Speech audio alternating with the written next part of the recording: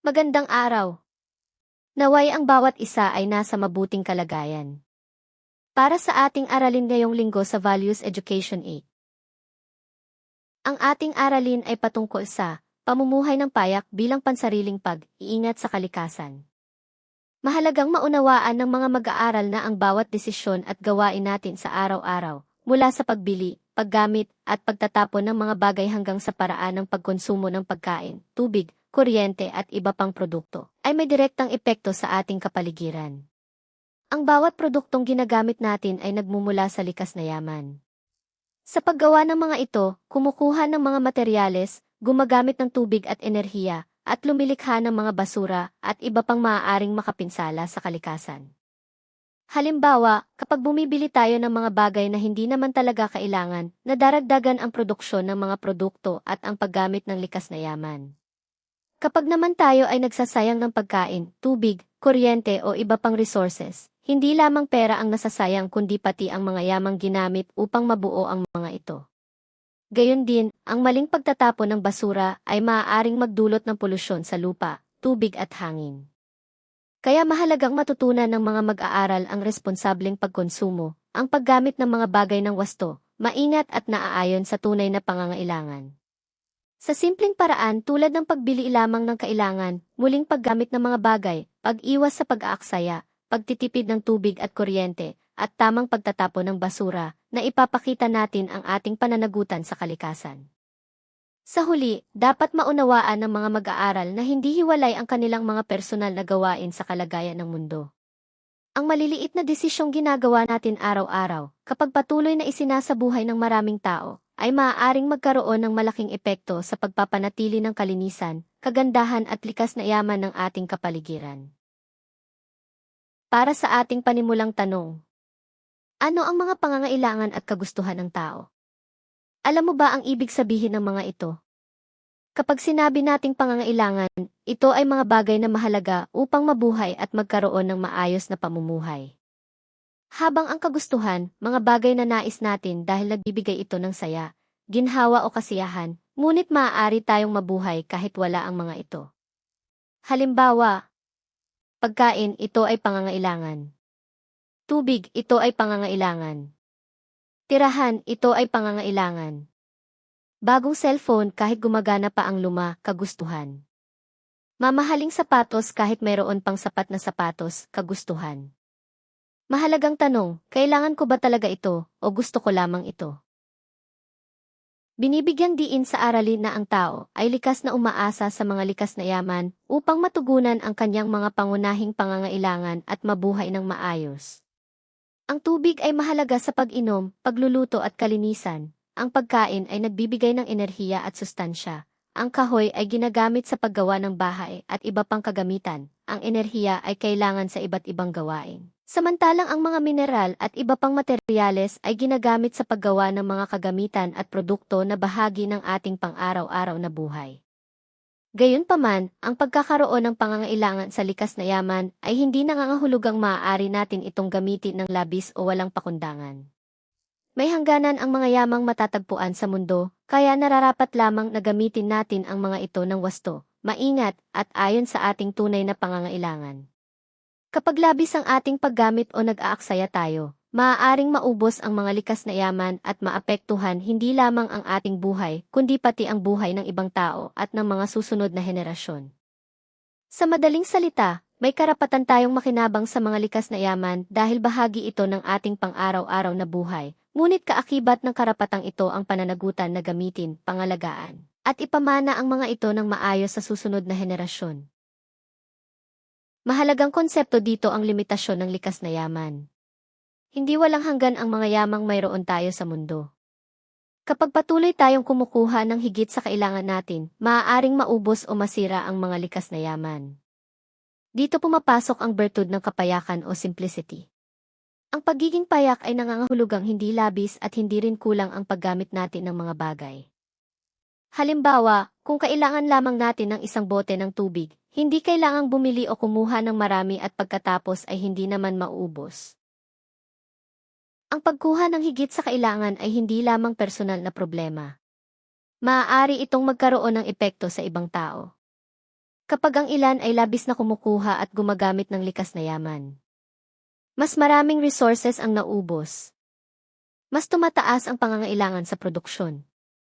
Mas maraming basura ang nalilikha.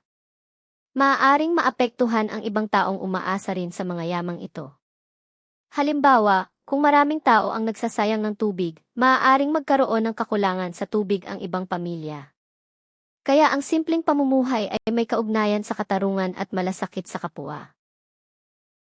Ang isang individual na may ganitong kakayahan ay hindi magiging biktima ng mapanlinlang na kaisipian o mentalidad na mas marami, mas maganda na malawakang umiiral sa kasalukuyang mundong ito. Maiiwasan rin ang patuloy na paghahangad ng tao sa mga material na bagay na para lamang sa luho at walang hanggang paggasta. Ang kapayakan ay tumutulong upang mabalanse ang walang katapusang pagnanais ng tao. Binibigyang diin ang konsepto ng contentment o pagkakontento.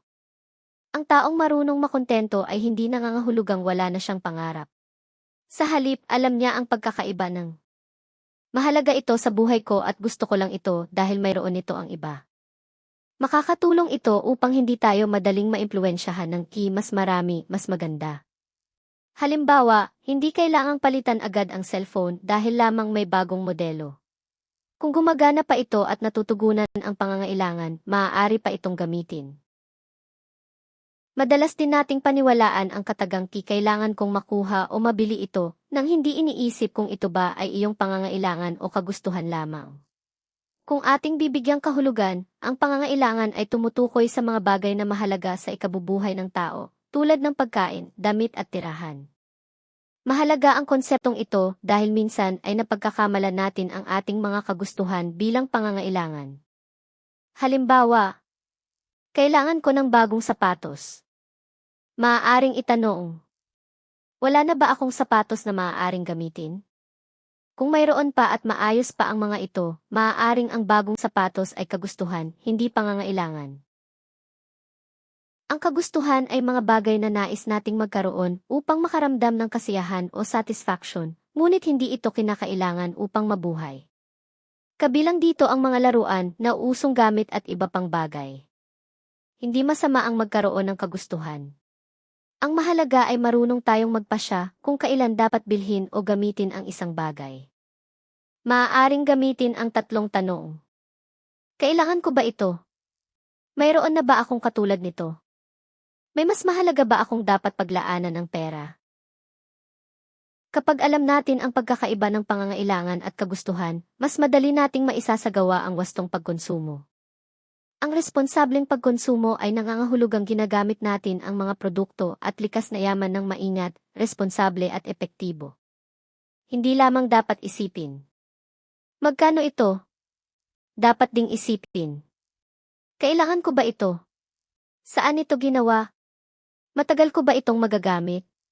Ano ang magiging epekto nito sa kalikasan? Narito ang ilang paraan upang maging simple ang iyong pamumuhay. 1. Bilhin lamang ang mga bagay na kailangan mo. Mag-budget ng maingat at gamitin ang pera ng may kabutihan. 2. Iwasang manghiram ng pera o gamit. Iwasan ang pag-utang na hindi mo kayang bayaran. Kung mapagtitiisan ang gamit na nasa iyo, gawin mo, maliban na lamang kung ito ay talagang pangangailangan. 3. Iwasang bumili ng gamit na madaling masira o mawala sa uso. Bumili ng gamit na matibay at hindi agad mawawala sa uso para sa mas matagal na gamit. 4. Kung maaaring lakarin ang pagpasok sa paaralan at hindi makasisira sa iyong kalusugan, gawin ito. Ang paglalakad ay makapagpapalakas pa ng iyong katawan. 5. Simpleng pagdiriwang sa bahay. Ang sobrang garbong paghahanda ay hindi na praktikal ngayong panahong ito. Iwasan ang labis na paghahanda sa mga okasyon sa bahay. Maghanda ng sapat lamang para iyong pamilya at mga bisita. Ang simpleng pamumuhay ay nagbibigay ng katahimikan at kaligayahan. Iwasan ang komplikasyon sa buhay. Para sa gawain sa pagsusulit mangyaring i-comment ang inyong sagot. I-type muna ang inyong pangalan, grade and section at ang inyong sagot. Ito po ay aking iwawasto. Panuto. Basahin ng may unawa ang mga pangungusap. Isulat ang tama kung ang pangungusap ay nagsasaad ng katotohanan at mali naman kung hindi. Ang virtue ng simple o payak na pamumuhay ay nagbabalanse sa walang hanggang paghahangad at pagnanais ng tao. 2. Ang pagkakaroon ng payak o simpleng pamumuhay ay nagtuturo sa tao ng kaisipan o mentalidad na mas marami, mas maganda di. 3. Ang pangangailangan ay mga bagay na mahalaga sa ikabubuhay ng tao. Ang kagustuhan ay mga bagay na nais makamit para sa kasiyahan. 4. Sa pagpili ng mga produkto o serbisyo, hindi kinakailangang alang ang kumpletong ikot ng buhay nito. 5. Ang pagiging steward o katiwala ay nangangahulugan na tayo ay ari ng lahat ng sanglikha, kaya maari nating gawin ang anumang nais natin dito. Ang pahayag na ang iisa lang ang ating mundo ay nagpapakita na mayroon tayong kolektibong pananagutan sa kalikasan. Hindi lamang para sa kasalukuyang henerasyon ang mundo. Ang paraan ng paggamit natin sa mga likas na yaman ngayon ay maaaring makaapekto sa buhay ng mga susunod na henerasyon. Kaya magandang itanong, kung ipagpapatuloy ng lahat ang paraan ng pagkonsumo ko ngayon, magiging maayos pa kaya ang mundo sa hinaharap? Itinuturo sa atin ng Lucas chapter 12 verse 15 na ang tunay na yaman ng tao ay hindi nasusukat sa dami ng kanyang pag-aari, kundi sa paraan ng kanyang pamumuhay at sa kabutihang na ibabahagi niya sa iba.